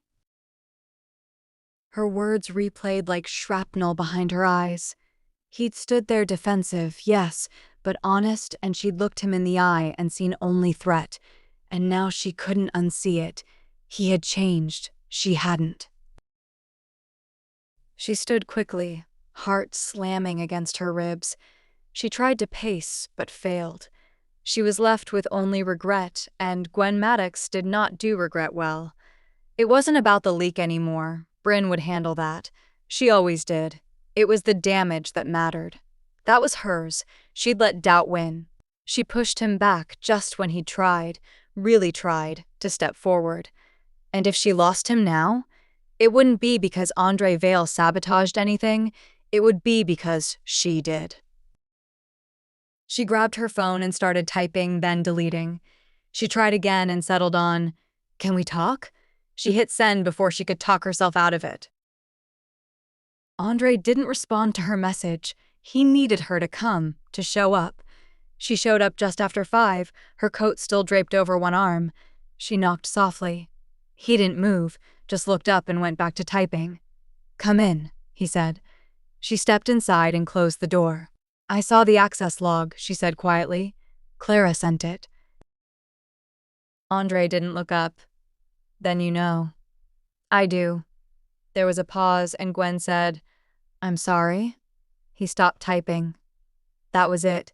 2 words, and absolutely foreign coming from her. He leaned back slowly in his chair, meeting her eyes. "Did you ever really think I'd do it?" Gwen hesitated. "No," she said. "But I didn't trust myself enough to believe you." That landed hard, but it mattered more than any apology. "I've always had a plan," she said, "for everything. The role, the pitch, the politics, even you." His brow lifted slightly. "I was a strategy?" "You were a problem to solve," she said with a smile that didn't quite reach her eyes. "And now?" "Now you're—" she exhaled. "Not a problem, not a strategy, just someone I don't want to lose." Silence filled the room. That was the real apology, and André heard it. But he didn't answer right away. Instead, he stood, then walked to her. Close enough to touch, and for a long second he didn't. Then he said, "I'm not perfect. You know that." "I do. I'm not soft. No. And I'm not going to be easy." She met his gaze. "I don't want easy." Another pause, then, quietly, "Do you still want this?" He watched her then, his hand brushed hers, fingers closing slowly. "Yes," he said, and Gwen Maddox leaned in. Gwen never expected André Vale to be gentle, but here he was. Late evening light poured into his apartment through the wide windows. The apartment was clean and cold, but not uninviting, like a man who knew how to build structure but not comfort. The way his thumb traced slow circles across her wrist, the way he listened without interrupting as she talked about her father's brutal expectations, her transfer from LA, how she'd learned to win without flinching, that was warmth. They sat on the floor backs against the couch. Her legs tangled with his like it was the most natural thing in the world. "You're softer when you're tired," she murmured. "You're bolder when you're close," he replied in a low voice, brushing her temple with his lips. She smiled against his shoulder. "I never wanted to want you," she said. His laugh was almost a whisper. "Same." André had never brought anyone here. He'd had plenty of flings, but no one who knew the feel of his silence, the shape of his walls. No one who saw him, but Gwen was curled against his side, her head resting on his chest, and he wasn't thinking about exit strategies. He was thinking about how he hadn't slept this deeply in years and how terrified that made him. Because wanting her had consequences. They fell asleep like that and woke up tangled. Later that day, Gwen stepped into her office, expecting calm. Instead, Clara was already there, pale and wide-eyed. "What is it?" Gwen asked. Clara held up her phone. "Bryn's pulling Ember." "What?" "Temporarily," she says, while the board reevaluates reputational risk. Gwen's stomach dropped. "She's using the leak." Clara nodded, "and subtly framing it like your division lost control of the launch. She's making a move, Gwen." André's day went sideways at 3:47 p.m. A name popped up in his inbox that hit like a live wire. Lila Romero. Subject: Upcoming legal review request. Ethics violation allegation. Former account, Virex Biopharma. He stared at the screen and for several long seconds didn't move. Leela had been his ex-client, and almost something more before she walked away, before she made noise about boundary issues and power dynamics. Now she was back with perfect timing. They tried to keep her out of the meeting, but she came anyway. Bryn was already seated at the head of the sleek black conference table, flanked by 2 board members and an executive liaison from legal. A glass of water, a neutral smile, and a knife hidden in every word, Gwen was sure. Gwen pushed open the door without knocking. Every head turned. "I wasn't on the calendar," she said. "Didn't seem to stop you either, Bryn." Bryn's smile didn't budge. "Gwen, we're in a closed session." "Not anymore," she said, closing the door behind her with a click. She walked in, then dropped a printout on the table in front of the board. Andre's name, the access logs, the digital trail. Proof he hadn't leaked Ember. Proof someone else had. The room went still. "I don't care what rumors are circulating," Gwen said with an even voice. "What matters is the data. Andre Vale didn't leak Ember. In fact, he's the only reason we saved it during the Rothman pitch." "And the ethics investigation?" Bryn asked, tone clipped. "I haven't seen the file," Gwen said. "Neither have you. Which makes this," she gestured around the table, "not due diligence, just a smear. We're protecting the company." "You're protecting your opening?" Gwen shot back. "You've wanted his seat since the day I walked in." One of the board members shifted uncomfortably. Bryn narrowed her eyes. "You're dangerously close to compromising your own standing." "I'm not protecting Andre because it's convenient," Gwen said. "I'm protecting him because it's true, and if you bench him now, if you throw out your most strategic executive over rumor and politics, you're not protecting the company, you're burning it." A long, heavy silence filled the room. Then one of the board members spoke. "We'll review the files, both sets." Bryn didn't smile this time. Gwen nodded once, then turned and walked out without a single glance back. Later that night, she sent André a message. "They're reviewing it all. I gave them everything. I didn't hold back." She didn't expect a response right away, because standing in that room, going to war for him felt exactly right. André didn't ask legal to handle it. He didn't CC the board, and he didn't bring backup. André Vale walked into Layla Romero's office alone, unarmored, and not entirely sure if he was here to fix something or finally let it die. The last time he'd seen her, she was sitting across a white tablecloth dinner, eyes sharp, voice shaking slightly when she said, "This isn't flirtation, André. It's confusion, and I don't know where I end and your strategy begins." He hadn't said anything. He'd let the silence answer for him, and in doing so, he'd answered wrong. Layla looked up when he stepped into her private meeting room. She looked older now and wiser, stronger than he remembered. "Wow," she said dryly. "They really do send ghosts back in November." "I'm not here to defend myself," he said with an even voice. She raised an eyebrow. "That would be a first." He sat down slowly, hands folded. "I made mistakes," he said. "I blurred lines that never should have been blurred." "Blurred them?" she scoffed. "You designed them that way." He didn't flinch. "I cared," he said softly. "Not in the way I should have. Not in a way that gave you safety, but enough to regret how I left things." The room fell silent. Layla sat back, her eyes narrowing. "Why now?" He met her gaze.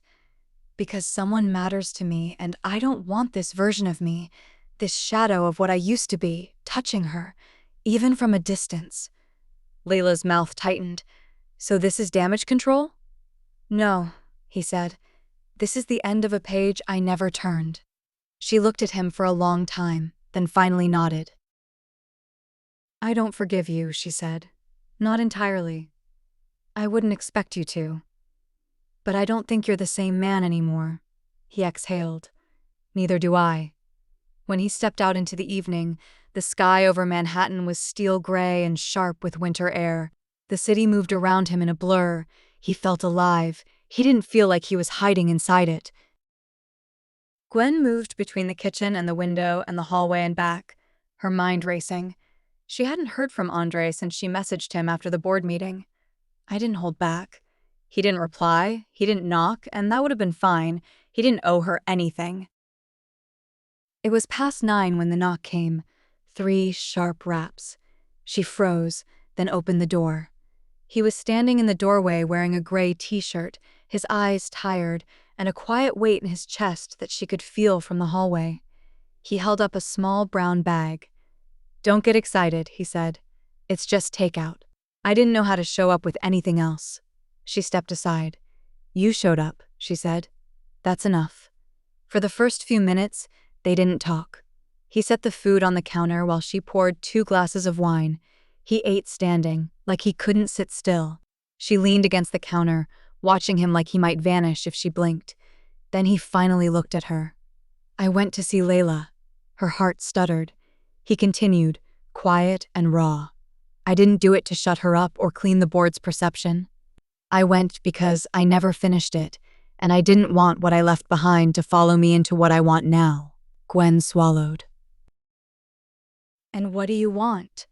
He took a step closer, then stopped just in front of her. "You." Gwen's voice dropped. "You sure?" "I've never been more anything." Her breath hitched and she moved forward, sliding her arms around his waist, her forehead resting against his chest. "You make it really hard to stay mad at you," she murmured. "Good," he whispered, kissing the top of her head. "Because I'm not planning to give you a reason to try again." They didn't sleep together that night. They just lay on the couch, her head on his chest, his arm around her waist. The Ember campaign launched on a Tuesday. The sky was a smooth, pale blue. The city felt electric, like something big was about to happen. Gwen stood in the control room on the 32nd floor, her eyes locked on the live feed as the first wave of Ember ads rolled out across Times Square, London, Tokyo, and Berlin. The screens blinked to life in perfect sync. "You don't need to rise alone. Ember. Let's finish what we started." It was the line she and André had fought over for weeks. It was also the one they'd both quietly loved the most.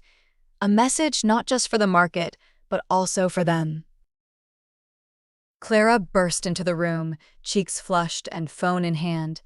"Campaign's trending," she said breathlessly. 6 hashtags in the top 20. Half the media thinks it's about corporate rebirth. The other half thinks it's a love letter to resilience. Gwen smirked. "It's both."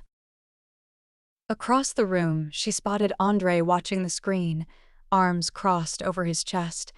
Then, as if he felt her eyes, he looked over and smiled.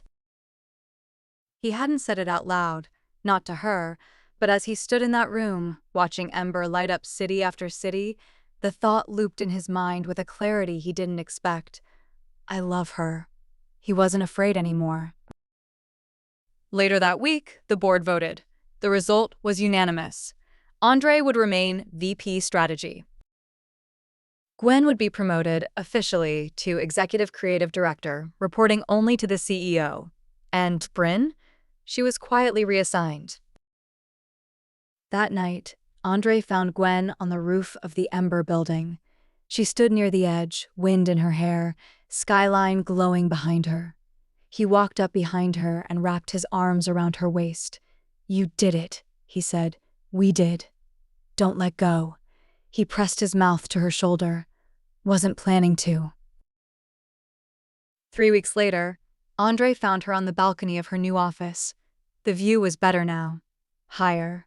Wide enough to see the river curve around the skyline. She didn't hear him come in.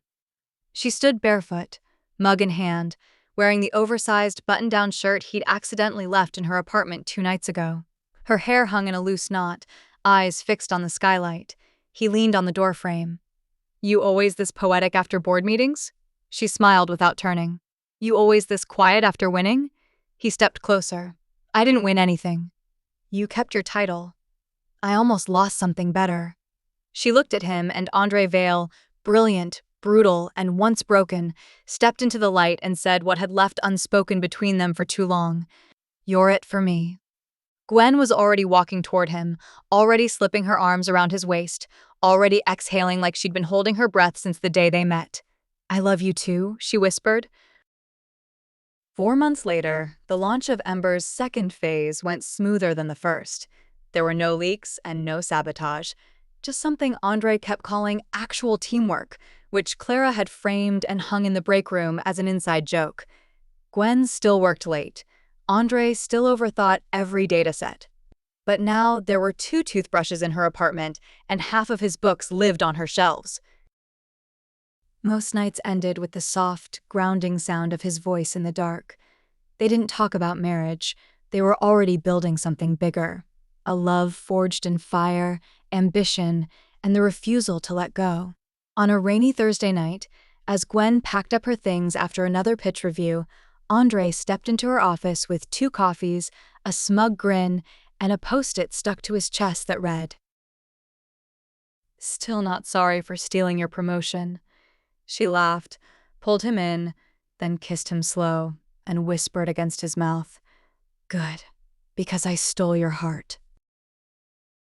Thank you for spending time with me. If this story moved you, share it. Someone else might need to hear it too. God bless you.